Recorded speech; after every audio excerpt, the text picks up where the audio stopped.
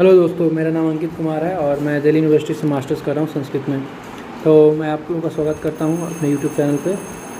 और मैंने इस book end of modern civilization and alternative future, इस बुक के ऊपर हम बात कर रहे हैं। तो हमने section 1, section 2, section 3, section 4 complete कर चुका हूँ। अब सेक्शन 5 पे बात करते हैं। तो सेक्शन 5 का स्टार्ट करते हैं महात्मा गांधी के कोट से। महात्मा गांधी जी ने कहा था कि God forbid that India should ever take to industrialism after the manner of the West, keeping the world in chains. If our nation took to similar economic exploitation, it would strip the world bare like locusts.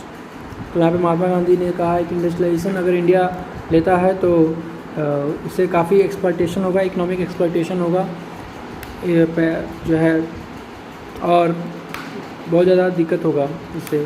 तो महात्मा गांधी ने एक warning दिया था कि हमें industrialisation को India में ज़्यादा प्रमोट नहीं करना चाहिए। सेक्शन 5 प्री इंडस्ट्रियल सोसाइटी के बारे में बात करेंगे। जो सोसाइटी जो पहले प्री इंडस्ट्रियल था, मतलब इंडस्ट्री नहीं उसमें था, इंडिया में पहले इंडस्ट्री नहीं था, इंडियन सोसाइटी के बारे में बात करेंगे। या फिर जो भी सोसाइटी जहाँ पे भी प्री इंडस्ट्रियल सोसाइटी, मतलब जहाँ पे भी इंडस्ट्रियल रिवोल्यूशन नहीं आया था, जहाँ पे भी इंडस्ट्रीज़ बड़े बड़े इंडस्ट्रीज़ नहीं खुले हुए थे, वहाँ के बारे में बात करेंगे कि वो जो प्लेस था वो कैसा था, उस समय कैसे लाइफ था। तो इसमें जो है बताया गया है कि प्री इंडस्ट्रियल सोसाइटी जो है, मतलब कि ऐसे सामाजिक गुण या फिर राजनीतिक और सांस्कृतिक जो कि प्रिवलेंट थे इंडस्ट्रियल रिवोल्यूशन से पहले। तो प्री इंडस्ट्रियल लाइफ जो था वो बहुत ही इजी रिसोर्सेज पर बेस्ड था, मतलब नेचुरल लाइफ था, नेचर पे डिपेंडेंट थे टोटली हम लोग सब चीज़ के लिए। और कैपिटलिज्म जब नहीं आया था उससे पहले जो है लोग ज़्यादा समय के लिए वर्क नहीं करते थे, हल्का काम करते थे, और लोग जो है simple living and high thinking पर विश्वास था लोगों का। Pre industrial life tempo of life जो था वो स्लो था और लीजरली था, मतलब उसमें फुर्सत था लोगों के पास टाइम था, आपस में पारिवारिक संबंध में बनाने के लिए टाइम था लोगों के पास, लोग परिवार को समय दे पा रहे थे। प्री इंडस्ट्रियल सोसाइटी की मैं बात कर रहा हूँ कि जब औद्योगिक क्रांति नहीं आया था उस समय जो था सोसाइटी कैसा था। तो जो बायोस्फीयर जो है, जो हमारा बायोस्फीयर है, यानी कि प्लांट एंड एनिमल किंगडम जो है, वो बहुत ज़्यादा डैमेज हुआ है इसके वजह से, इंडस्ट्रियलाइजेशन की वजह से। जैसे फैक्ट्री खुला है तो धुआं छोड़ता है, फिर हवा पोल्यूट हो रहा है और वाटर पोल्यूट हो रहा है। तो ये सब चीज़ें पहले नहीं था, टोटली नेचर डिपेंडेंट थे। और इसके अलावा कि toxic waste, nuclear power plant जो है वो भी बहुत सारी चीज़ें छोड़ता है, जो है न्यूक्लियर वेस्ट छोड़ता है जो रिवर में आके मिलता है। पोल्यूशन हो रहा है, ओजोन हो रहा है, ग्लोबल वार्मिंग हो रहा है, और बहुत सारे डिजास्टर्स बढ़ रहे हैं क्योंकि लाइफ टोटली जो है आर्टिफिशियली हम लोग जो है मशीनों पे निर्भर हो गए हैं। इसकी वजह से जो है प्रॉब्लम बढ़ रहा है, नेचर डैमेज हो रहा है, नेचर को डैमेज कर रहे हैं हम लोग, अपने लाइफ को डैमेज कर रहे हैं। और ये हम देख रहे हैं कि आज के समय में हम अपने ईगो को सेटिस्फाई करने के लिए कंपटीशन कर रहे हैं। कंपटीशन के कारण जो है हम ये नहीं देख पा रहे हैं कि हम इन टोटल पूरे ह्यूमन सोसाइटी को बर्बाद करने में लगे हुए हैं, अपने ईगो को सेटिस्फाई करने के लिए और अपने आप को ऊँचा करने के लिए। पैसे के मामले में हम जो है बड़े बड़े इंडस्ट्री खोल रहे हैं कि सिर्फ ईगो को हाई करने के लिए, और कुछ नहीं, ईगो को जो सेटिस्फाई करने के लिए। बड़े बड़े कॉरपोरेशंस जो है आपस में जो है कंपटीशन करते हैं और इस तरह से बड़े बड़े इंडस्ट्रीज खोलते हैं और जो है नेचर को एक्सप्लॉइट करते हैं, लेकिन केवल ईगो को सेटिस्फाई करने के लिए।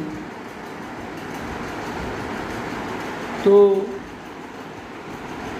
आज का जो समाज है वो मशीनों को जो है, आदमी की जगह पे मशीन जो है जगह ले चुका है आज के समाज में। तो इससे जो है बहुत सारी प्रॉब्लम्स हो रही हैं, नेचर को डिस्टर्बेंस आ रहा है नेचर में। इसके अलावा जो है जो किसान है वो भी जो है अपने प्रोडक्टिविटी को बढ़ाने के लिए, खेती को बढ़ाने के लिए अपने जो है मशीनों का उपयोग कर रहे हैं, और लेकिन इससे एक तरह से उनका डैमेज ही हो रहा है, सॉइल डैमेज होता है इससे। हमारे जो प्री इंडस्ट्रियल सोसाइटी में जो लोग थे वो बहुत ज़्यादा रिच नहीं थे, लेकिन उनके पास समय होता था और वो आपस में मतलब परिवार के साथ रहते थे और खुश रहते थे जीवन में। जबकि आज के समय में लोग के पास परिवार के साथ बैठने के लिए समय तक नहीं है, लोग बहुत बिजी रहते हैं आज के शेड्यूल में, इस कैपिटलिस्ट वर्ल्ड में, कैपिटलिज्म और इंडस्ट्रियलिज्म के वर्ल्ड में। इसके अलावा जो था पहले बहुत ज़्यादा हॉलीडेज था, बहुत ज़्यादा लोग फेस्टिवल मनाते थे, आपस में पारिवारिक संबंध अच्छा होता था, परिवार के साथ संबंध बिताते थे और लोग खुश रहते थे। लेकिन आज के समय में वैसा देखने को नहीं मिलता है। उसके अलावा कुछ जो प्री इंडस्ट्रियल सोसाइटी के जो है गुण बताए गए हैं कि लिमिटेड प्रोडक्शन, मतलब ज़्यादा ओवर प्रोडक्शन नहीं होता था, मास प्रोडक्शन नहीं होता था, जितना ज़रूरत है उतना प्रोड्यूस किया और अपना जो है यूज किया उसको। और लेकिन आज के समय में देखते हैं कि ओवर प्रोडक्शन होता है और बाद में उसको जो है फेंका जाता है बाहर। उसके अलावा जो है इकनॉमी जो हमारा इकनॉमी जो है वो खेती पर निर्भर कर रहा था, एग्रीकल्चर पे डिपेंडेंट था, जो किसान उपजाते थे उसी से जो है इकनॉमी हमारा चलता था। इसके अलावा डिवीज़न ऑफ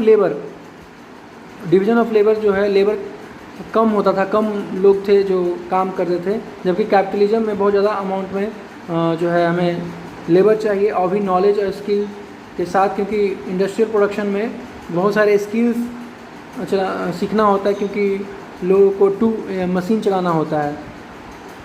इसके अलावा सोशल क्लासेस, मतलब सामाजिक जो वर्गीकरण था वो ज़्यादा उसमें विभाजीकरण नहीं था, ज़्यादा उसमें लोग जो है विभाजित नहीं थे और लोग आपस में एकता था उस समय में। लेकिन आज के समय में हम बहुत सारे डिवीज़न देखते हैं और एक तरह से रूढ़ीवाद जो है वो आज के समय में दिखता है।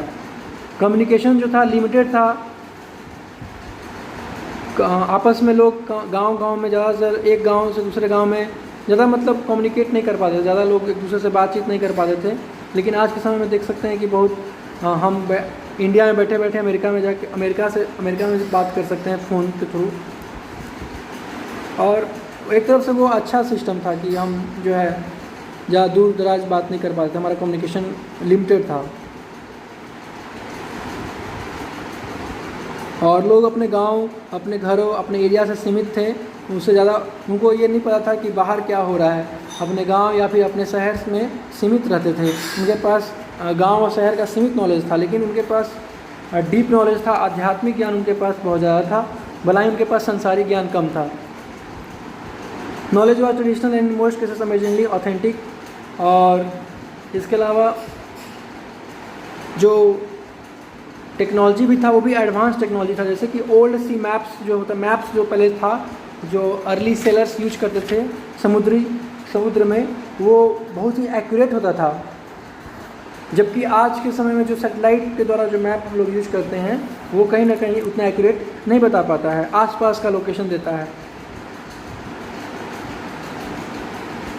और प्री इंडस्ट्रियल सोसाइटी जो है वो ज़्यादातर रूरल कम्युनिटीज़ में, यानी गांव में और शहर के बाहरी क्षेत्र में जो है वो ज़्यादातर देखने को मिलता है। और जबकि मॉडर्न सिविलाइजेशन जो आज का इंडस्ट्रियल सिविलाइजेशन है वो ज़्यादातर शहरों में मिलता है।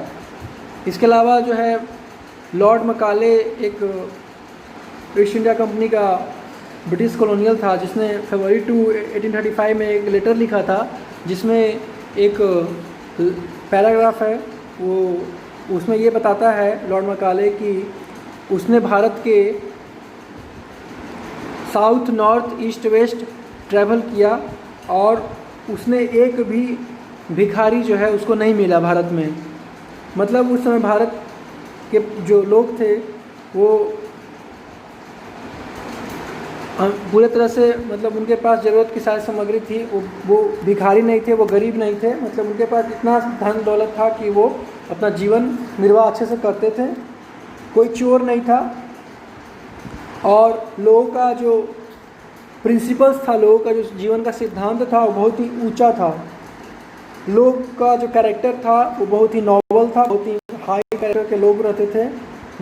1835 की बात हो रही है। 1835 में लॉर्ड मकाले लेटर लिख रहा है अंग्रेज़ों को कि और बता रहा है कि भारत में उस समय जो है लोग कितने सुशिक्षित, लोग कितने पढ़े लिखे, विद्वान और कितने हाई कैरेक्टर वाले लोग थे।